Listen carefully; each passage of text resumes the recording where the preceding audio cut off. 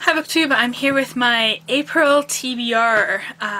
So, I initially had Left Hand of Darkness to read this month, but after watching Steve Donohue's SFF Starter Kit, there's a tongue twister for you, I've decided to instead pick up The Lathe of Heaven by Ursula K. Le Guin. This is the story of George Orr, a man who dreams things into being for better or for worse.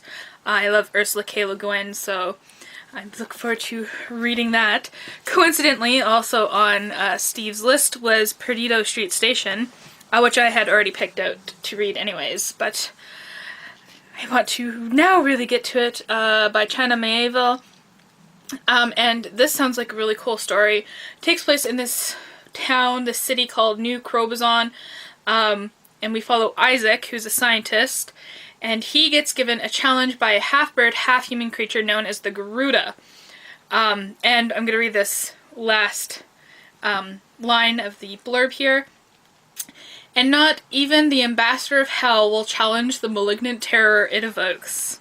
So that sounds quite interesting. This one I am really excited to get to. Wittgenstein's Mistress by David Markson. I am interested in the philosophy of Wittgenstein. I've read some of his stuff. So when I saw the title, I decided to pick this up. This is about a woman who is convinced, and it says on the back, and may ultimately convince the reader as well, that she's the only person left on Earth. What I really do also like about this is that it's compared to Joyce, I'm assuming James Joyce, down there, and then there's this on the back.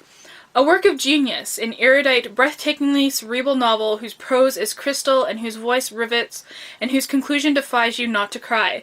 David Foster Wallace. And I love David Foster Wallace, so him recommending a book and calling it genius really sets high expectations for this. Then I plan on reading Things Fall Apart by Chinua Achebe, and this is part of my trying to read more books from the African continent.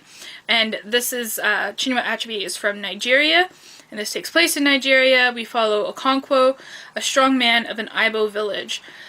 And we have two stories that both center around this man. The first is a powerful fable of the immemorial conflict between the individual and society, traces Okonkwo's fall from grace with the tribal world. And the second, as modern as the first is ancient, concerns the clash of cultures and the destruction of Okonkwo's world with the arrival of aggressive European missionaries. All the other, I do like books that are missionaries encountering tribes and stuff for the first time, but I haven't read anything that takes place in Africa. It tends to all take place in Latin America, so I'll be really interested to read that. Next up is something a little older, from 1590, Edmund Spenser's poetry, particularly The Fairy Queen.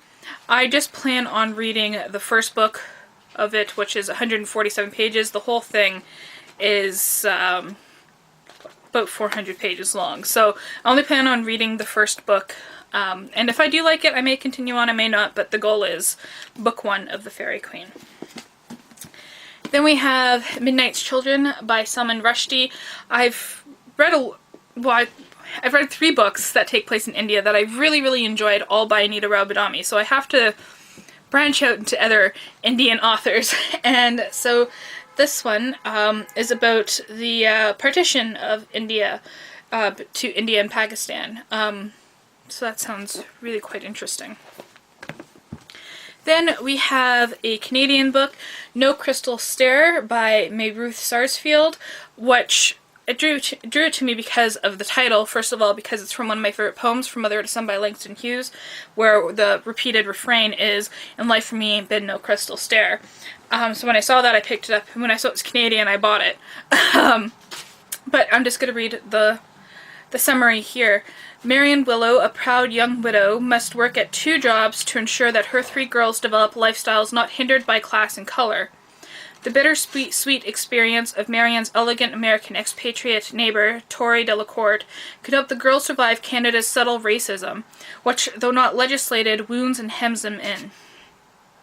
So this takes place in a proud, tightly knit black community of the Little Burgundy district of Quebec in the mid-1940s. So that sounds really interesting. I know Canada does have, maybe not as I said, legislated racism, but there was a lot of racism in the first half of the 20th century, and to this day, you know, but really particularly in the early 20th century. Then we have The Narrow Road to the Deep North by Richard Flanagan. He wrote one of my favorite books, Gold's Book of Fish, so that's why I picked this up. It's a World War II novel that takes place partly in a Japanese prisoner of war camp and in Australia. And then comes this beast. I'm not going to read the complete works of Oscar Wilde, not in just 1 month. I have read a lot of Oscar Wilde. I've read a lot of his short stories, his nonfiction, and his novel. But I haven't read very many of his plays, so I have marked here 2 of his shorter plays, Lady Windermere's Fan, which I think is 40 pages, and Salome, which is just under 30 pages. So those 2 plays there. And then, of course, I'm going to be doing A Memory of Light by Robert Jordan and Brandon Sanderson, which is the last book in the Wheel of Time series. I'm so close. I'm almost dreading not having it come to an end and not having to spend any more time with the characters, because it's been such a long experience and so ingrained in this world, which is wonderful. So kind of dreading the ending, but also really looking forward to having things come to a close and conclusion. So that's all I'll be reading in April. Let me know what you'll be reading in April, and thank you for watching.